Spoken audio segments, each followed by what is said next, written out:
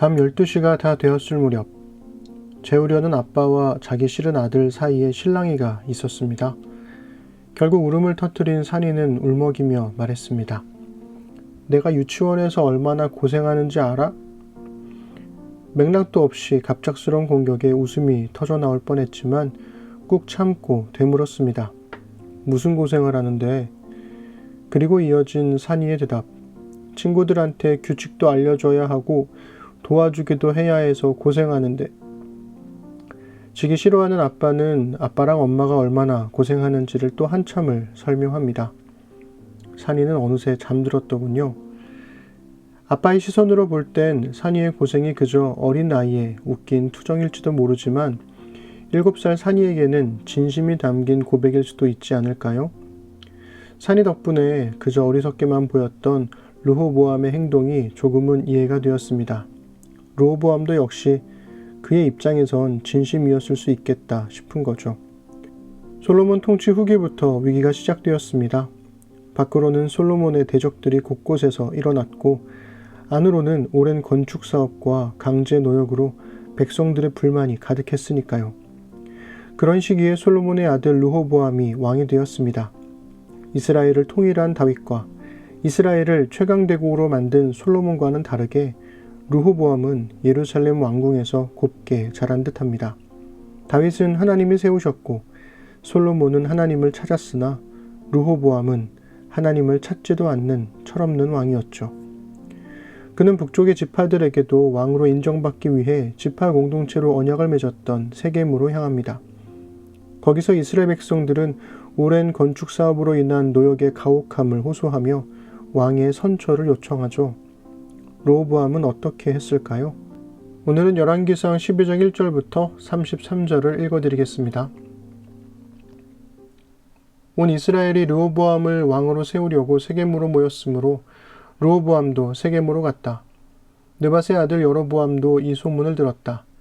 그때 그는 솔로몬 왕을 피하여 이집트로 가서 있었다. 이집트에서 사람들이 여로보암을 불러내니 그가 이스라엘의 모든 회중과 함께 르호보암에게로 가서 이렇게 말하였다. 임금님의 아버지께서는 우리에게 무거운 멍에를 메우셨습니다. 이제 임금님께서는 임금님의 아버지께서 우리에게 지워주신 중노동과 그가 우리에게 메워주신 이 무거운 멍에를 가볍게 해주십시오. 그러면 우리가 임금님을 섬기겠습니다. 르호보암이 그들에게 말하였다. 돌아갔다가 사흘 뒤에 나에게로 다시 오도록 하시오.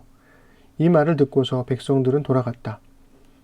르호보암 왕은 부왕 솔로몬이 살아있을 때에 부왕을 섬긴 원로들과 상의하였다. 이 백성에게 어떤 대답을 해야 할지 경들의 충고를 듣고 싶소. 그들은 르호보암에게 이렇게 대답하였다.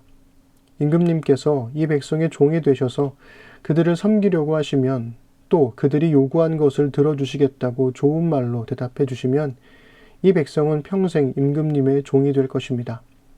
원로들이 이렇게 충고하였지만 그는 원로들의 충고를 무시하고 자기와 함께 자란 자기를 받드는 젊은 신하들과 의논하면서 그들에게 물었다. 백성들이 나에게 부왕께서 메워주신 멍에를 가볍게 하여 달라고 요청하고 있어. 이 백성에게 내가 어떤 말로 대답하여야 할지 그대들의 충고를 듣고 싶소. 왕과 함께 자란 젊은 신하들이 그에게 말하였다.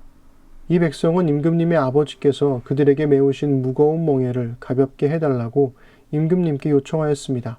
그러나 임금님께서는 이 백성에게 이렇게 말씀하십시오. 내 새끼손가락 하나가 내 아버지의 허리보다 굵다. 내 아버지가 너희에게 무거운 멍에를 메웠다. 그러나 나는 이제 너희에게 그것보다 더 무거운 멍에를 메우겠다. 내 아버지는 너희를 가죽 채찍으로 매질하였지만 나는 너희를 쇠 채찍으로 치겠다 하고 말씀하십시오. 왕이 백성에게 사흘 뒤에 다시 오라고 하였으므로 여로보암과 온 백성은 사흘째 되는 날에 르호보암 앞에 나아왔다. 왕은 원로들의 충고는 무시하고 백성에게 가혹한 말로 대답하였다. 그는 젊은이들의 충고대로 백성에게 말하였다. 내 아버지가 당신들에게 무거운 멍에를 메웠소. 그러나 나는 이제 그것보다 더 무거운 멍에를 당신들에게 메우겠소. 내 아버지는 당신들을 가죽 채찍으로 매질하였지만 나는 당신들을 쇠 채찍으로 치겠소. 왕이 이렇게 백성의 요구를 들어주지 않은 것은 주님께서 이를 그렇게 뒤틀리게 하셨기 때문이다. 이것은 주님께서 실롯 사람 아히야를 시켜서 느밧의 아들 여로보암에게 하신 말씀을 이루시려는 것이었다. 온 이스라엘은 왕이 자기들의 요구를 전혀 듣지 않는 것을 보고 왕에게 외쳤다. 우리가 다윗에게서 받을 몫이 무엇인가? 이새의 아들에게서는 받을 유산이 없다. 이스라엘아, 저마다 자기의 장막으로 돌아가라. 다윗아, 이제 너는 네 집안이나 돌보아라. 그런 다음에 이스라엘 백성은 저마다 자기의 장막으로 돌아갔다. 그러나 유다의 여러 성읍에 살고 있는 이스라엘 자손은 르호보암의 통치 아래에 남아 있었다. 르호보암 왕이 강제노동 감독관 아도니람을 이스라엘 자손에게 보내니 온 이스라엘이 모여서 그를 돌로 쳐 죽였다. 그러자 르호보암 왕은 급히 수레에 올라서서 예루살렘으로 도망하였다.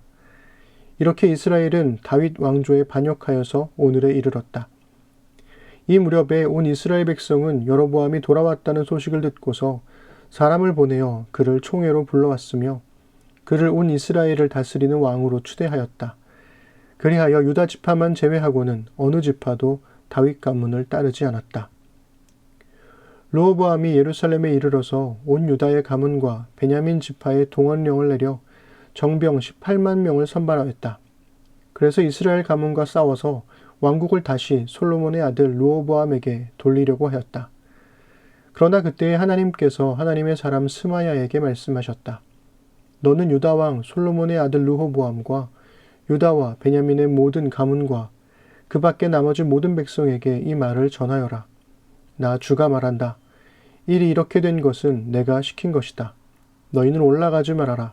너희의 동족인 이스라엘 자손과 싸우지 말고 저마다 자기 집으로 돌아가거라.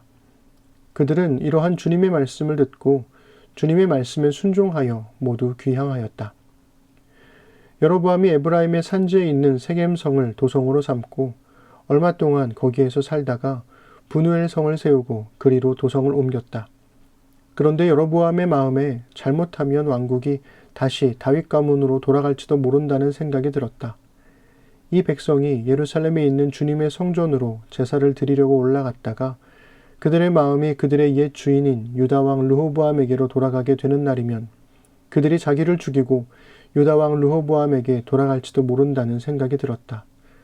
왕은 국리를 한 끝에 금송아지상 2개를 만들었다. 그리고는 백성에게 이렇게 말하였다. 예루살렘으로 올라가는 일은 너희에게는 너무 번거로운 일이다. 이스라엘 백성들아, 너희를 이집트에서 구해주신 신이 여기에 계신다. 그리고 그는 금송아지상 2개를 하나는 베델에 두고 다른 하나는 단에 두었다. 그런데 이 일은 이스라엘 안에서 죄가 되었다. 백성들은 저 멀리 단까지 가서 거기에 있는 그 한 송아지를 섬겼다. 여로보암은 또 여러 높은 곳에 산당들을 짓고 레위 자손이 아닌 일반 백성 가운데서 제사장을 임명하여 세웠다. 여로보암은 유다에서 행하는 절기와 비슷하게 하여 8째 날 보름날을 절기로 정하고 베델에다 세운 제단에서 그가 만든 송아지들에게 제사를 드렸으며 그가 만든 베델의 산당에서 제사를 집행할 제사장들도 임명하였다. 왕은 자기 마음대로 정한 8째 날 보름달에 베델에 세운 제단에서 제사를 드렸다. 그는 이스라엘 자손이 지켜야 할 절기를 이렇게 제정하고 자기도 그 제단에 분향을 하려고 올라갔다. 아멘. 원로들의 충고를 무시하고 젊은 신하들의 말만 들었던 르호보암은 아버지 솔로몬보다 더한 노역을 시키겠다는 말로 백성들의 분노를 삽니다. 결국 북이스라엘의 반역으로 왕국은 쪼개지고 분노한 북이스라엘 사람들은 강제노동 감독관인 아도니람을 죽입니다. 르호보암은 다급히 유다로 도망쳐서 유다의 왕이 됩니다. 어쩌면 이렇게 생각이 없을까요? 하지만 앞서 말씀드린 대로 이해도 됩니다. 르호보암 입장에서는 태어날 때부터 왕자였고 이제 왕인 자신의 명령을 지키지 않는 북이스라엘 백성들이 괘씸하게 보였을 테니까요. 분노한 르호보암은 전쟁을 일으키려 하지만 하나님의 사람 스마야의 예언으로 전쟁은 막았습니다. 그렇게 통일 이스라엘은 여로보암이 다스리는 북이스라엘과 르호보암이 다스리는 남유다로 분단되었습니다. 솔로몬의 실정으로 인한 백성들의 불만과 르호보암의 오만함으로 인한 백성들의 분노가 이스라엘 분단의 정치 사회학적 원인이었을 겁니다. 그러나 성경은 역사를 돌아보며 이 모든 일이 하나님이 하신 일이라고 고백합니다. 저는 하나님께서 여로보암과 르호보암에게 기회를 주신 게 아닐까 하는 생각이 들어요. 통일이 됐든 두 왕국이 됐든 하나님을 바르게 섬기는 나라로 회복할 기회 말입니다. 하지만 사람이 늘 그렇듯 하나님의 기대는 보기 좋게 물거품이 되죠. 북이스라엘의 여로보암이 왕이 되자 그는 불안해졌습니다. 이미 한 세대 동안 예루살렘 성전을 중심으로 한 예배와 절기가 고착화된 현실에서 백성들이 예배와 절기를 지키기 위해 예루살렘으로 가면 나라를 빼앗길지도 모른다는 불안이 있었던 거죠. 그래서 그는 두 금송아지를 만들어 베델과 단의 신으로 삼고 이곳에서 절기를 지키라 합니다. 그뿐 아닙니다. 왕의 마음대로 제사장을 세우고 절기를 만들며 예배를 드리죠. 왕위를 주신 분이 하나님이시라면 왕위를 지키기 위해 하나님께 신실해야 하는 거 아닌가요? 그리스도인은 생명과 소유를 하나님께서 우리에게 맡기신 것이라 고백하는 사람들입니다. 그렇다면 생명과 소유를 맡겨주신 하나님께 신실해야 하는 거 아닌가요? 빼앗기고 싶지 않은 불안이 우상을 만들어냅니다. 이스라엘 전역에 금송아지 100마리를 세워도 불안은 사라지지 않습니다. 잘 아시잖아요.